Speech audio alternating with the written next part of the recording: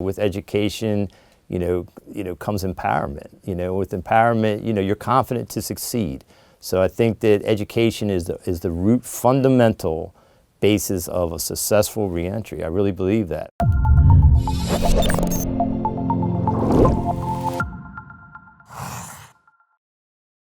Hello, my name is Gerard Robinson. I'm a resident fellow at the American Enterprise Institute, and I'm excited to be here with John Huffington from Living Classrooms to talk about education, talk about reentry, and what it means to our narrative. John, welcome to AEI. Thank you. Glad to be here. Well, you've been here before, and you've got a powerful testimony. And what I'd like to do, just to start off, is when you hear the term prison education, what comes to mind? The need to have more of it, especially right now. I mean, we're fighting to maintain the Pell Grant access so that there can be an opportunity for higher education behind the fence, meaning incarceration. So that's been my background. That's where I got my degree. I'm a strong proponent for it and an advocate for making sure that we keep the funding in place. So some people in the viewing audience may be unaware of the Pell Grant, what's in place today and what's in place when you were incarcerated.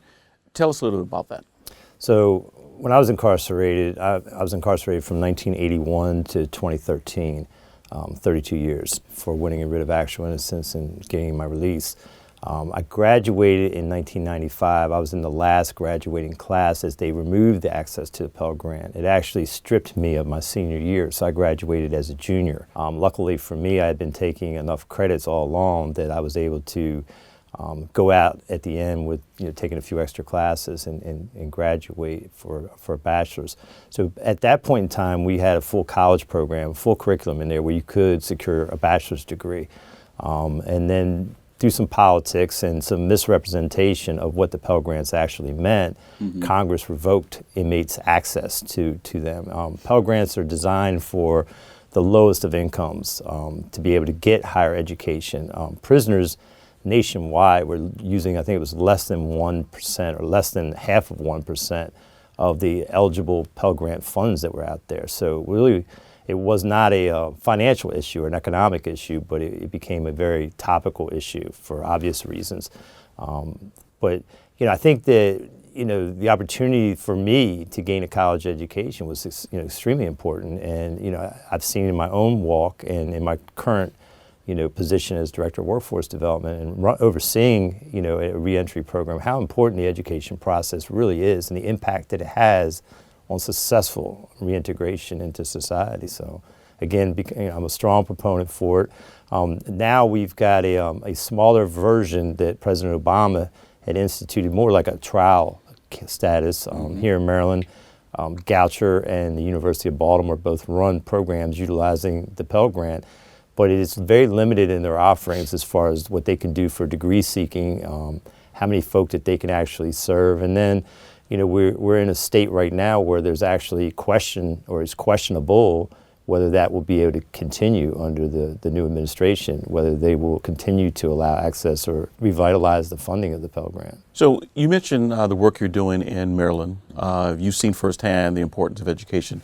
Tell me a little bit about your work and what you do for people who are reentering society, particularly in Maryland. Sure. So I'm with Living Classrooms Foundation, and the role I play is I'm Director of the Workforce Development for Baltimore. So in that role, I oversee all of our Baltimore efforts, including our reentry division, which is Project SERVE, and that stands for Service, Empowerment, Revitalization, Volunteerism, and Employment Opportunities. Quite a mouthful for an acronym, but it's a reentry vehicle. It's probably one of the longest and largest community-based reentry programs in Maryland.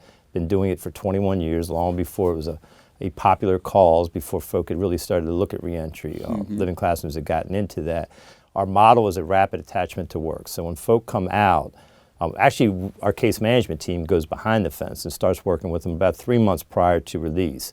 And that's just preparing the home plan and doing cognitive and behavioral modules to help prepare to return, to understand what it's going to be like, especially considering if they've been gone for, several years or even decades. Society has a way of moving past us, and there's a lot to catch up on. So we try to remove the obstacles and the barriers. When they come out, we're right there. We're working to provide the IDs, Social Security, birth certificate, Maryland ID.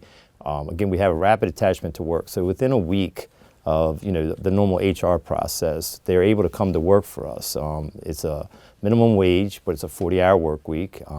We have a contract with the city where we clean 4,000 properties a year through DPW. We also have MOUs with various other entities like Waterfront Partnership, where we work at the Inner Harbor. Everybody down there has Clean Team on the back of their shirts are involved in our program. We have the same kind of MOU with the Maryland Zoo and the National Park Service, so we do Fort McHenry and Hampton Visitor Center. And we're always looking and striving to create even more work modules. The principle being that we expose the folk to a real-world work environment while providing full case management surround system and a variety of workshops, so we're dealing with the soft skills as well. We provide industry-recognized certification in forklift and flagging. We're partnered up with Ray Lewis and Power 52 to do solar training. We're going to be doing cybersecurity with UMBC. We're about to put in our own kitchen with the American Heart Association, so we're going to be doing Serve Safe and some other entrepreneurship efforts with that. So again, it's about providing that opportunity, a paycheck to go with it, and then to transition them into a sustainable income job. That's the goal. So it's more about listening to the individual, finding out what their dreams and aspirations are, and then trying to understand how to reach that. So we reverse engineer the job, so to speak, and try to help them and empower them to reach whatever their goals are, whatever their actual dream is. So a lot of the research we look at here at AEI and other places are saying that reentry is important. That one reason people often return to prison, either lack of job, could be something with the not fulfilling some obligations. How is your program getting success and say in ways that other programs aren't? What are you doing differently and what can we learn from?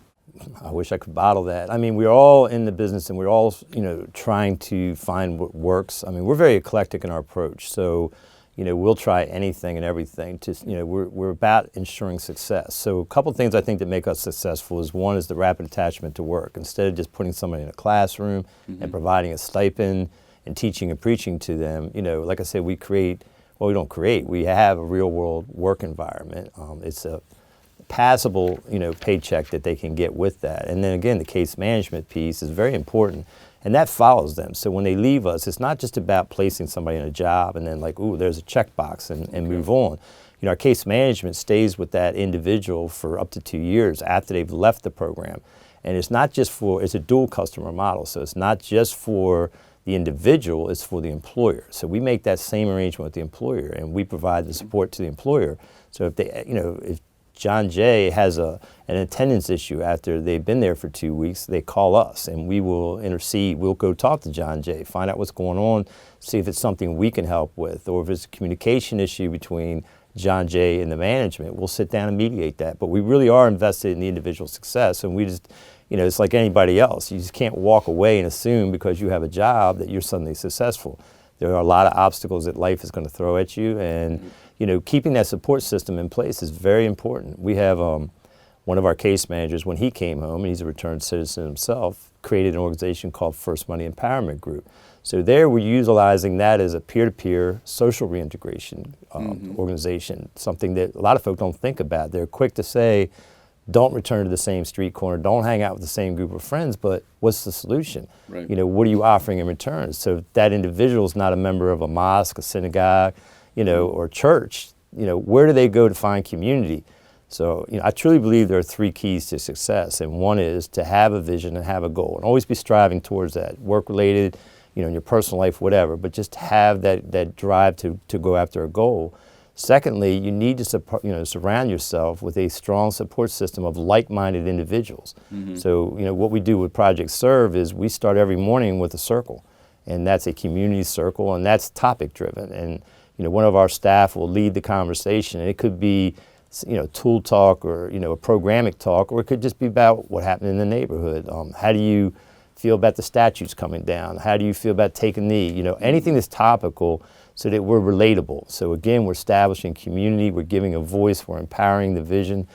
So that's important as well. I think it's helped us achieve a 9% recidivism rate of folk coming through our program. And that's compared to the citywide of about 48 to 52. I think nationwide it's even higher. Correct. So again, the key component for us is to have the work components to enlarge with.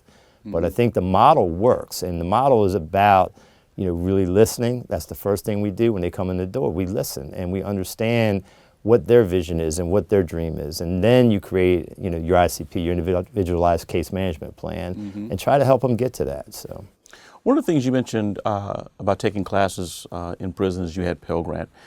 Here's some other questions.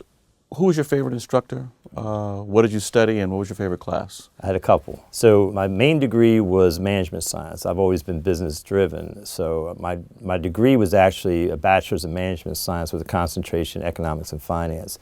But I was also approved for a dual degree, so I would have had a degree in abnormal psych as well. Now I lost that degree because of having to graduate as a junior, although I did get my minor in that. So I had a favorite teacher, I think, on both sides of the fence for the course.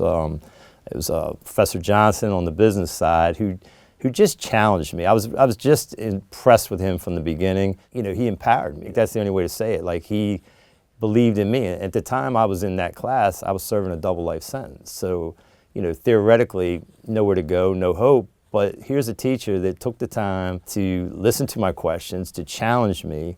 And, I just gravitated really strongly to that. And to the classes themselves, that was my forte all along, and I liked those classes, so they were easy. Now, on the other side, the psychology classes were a little more difficult for me. My brain doesn't necessarily think that way. I'm more eclectic in my approach. But Earl Chandler was the professor on that side that really, really challenged me again. And we were able to, I was involved with self-help organizations while I was inside, and he was very supportive of those efforts too, and we were able to try and, generate some projects that we could do. My alma mater was Coppin State University, so again, a historically black college. I was fortunate enough to be a graduate, and I'm very proud to be an alum of that. So. Good. If you were giving advice to young man, young woman in your situation today, and they say, why would I want to pursue a college education? Not going to make a difference when I get out. What would you say to him or her? Look at me. Okay. I mean, 32 years, and I came home on a writ of actual innocence, but again, let's look at that. That's 32 years of a gap in a resume, and here I'm the Director of Workforce Development for Living Classrooms. That's no small task. I mean, I oversee, and I'm responsible for a staff of over 20, a membership that, can rise to 75 at a given time. I have a multi-million-dollar budget. I had 3 buildings, that are in my portfolio. So it's a lot of responsibility. And I don't think that would have been given to me had I not had the education. It's not about the degree. That's a piece of paper. It's about the education that comes with that. And I've said this before. I think, with education, comes empowerment. With empowerment, you're confident to succeed. So I think that education is the root fundamental basis of a successful reentry. I really believe that. We talk about this all the time, what we can do. Well, it's not about we, it's about the individual. Reentry starts the minute you go in the door. It should. And there should be a support system around that. But again, it comes down to the individual, not what we can impose on them. So education is the greatest gift you can give anybody, because then, we're conscious and we can think for ourselves, and then we can realize and attain any goal. You make a good distinction between education and a degree, because there are some people who simply take courses for human betterment because they're interested in the subject. There's actually a study out of a women's prison in New York who identified that women who simply took courses but did not complete actually increased their chances of not recidivating by 37%. So last couple of questions. Number one, we're here at AEI to have a conversation about prison education and reentry. If I'm a university on the sideline, I've heard your story, I'm going to take a look at what's going to happen. What would you say to encourage a university to say, you know what, I want to get involved with this kind of work? What would you say to them? I think, you could talk to any of the teachers, and I have, that teach inside, and the quality and the interest level of the student matched by none out here. I mean, it's, first of all, you're talking about an adult usually, so there's a conscious choice to do this. And I think, like, for us, that we understand it's going to take more than a piece of paper. You're already coming out with so many check boxes against you that if you don't come out with the education that is part of that, you're doomed to fail. I mean, you can't just cheat your way through the process or take the easy way out and crib note your way out. You really need the education piece. And I think that for the majority of those folk inside that are doing this, that's the tack they take. That was my class, the folk that I was in classes with. It was a challenge, and one in particular, like, we would always challenge each other. It was not enough to get an A. We had to get, I had to get a 96 if he had a 95. It was just that battle back and forth. It was a world geography course I was taking, and it was the first, I hadn't been in school in 20 years or whatever, and got a pop quiz. And I aced it with, in the 90 range. And I was like, wow, I can do this. And from that point on, it was not enough to get a B. I graduated 4.0, and that was very important to me to maintain that, because it was evidence that I was getting the education to go with that. It was me pushing myself to make sure that I was achieving more than, anyone else. I was competing with myself though. So I think that's important. I think the universities and the colleges get that. And to be a part of somebody's successful reentry is a very important role that they can play. The higher education departments need to be a part of that. John, thank you again for spending time with me at AEI, and always glad to have you here. Oh, it's a pleasure to be here. It's always, my honor to be a part of your efforts, and we, especially on the reentry community, appreciate the things that you guys do and the voice that you give us. Thank you. Hey everyone, that's the end of our discussion with John Huffington. Thanks for watching. As always, let us know what other topics you'd like AEI scholars to cover on Viewpoint, and be sure to subscribe for more videos and research from AEI.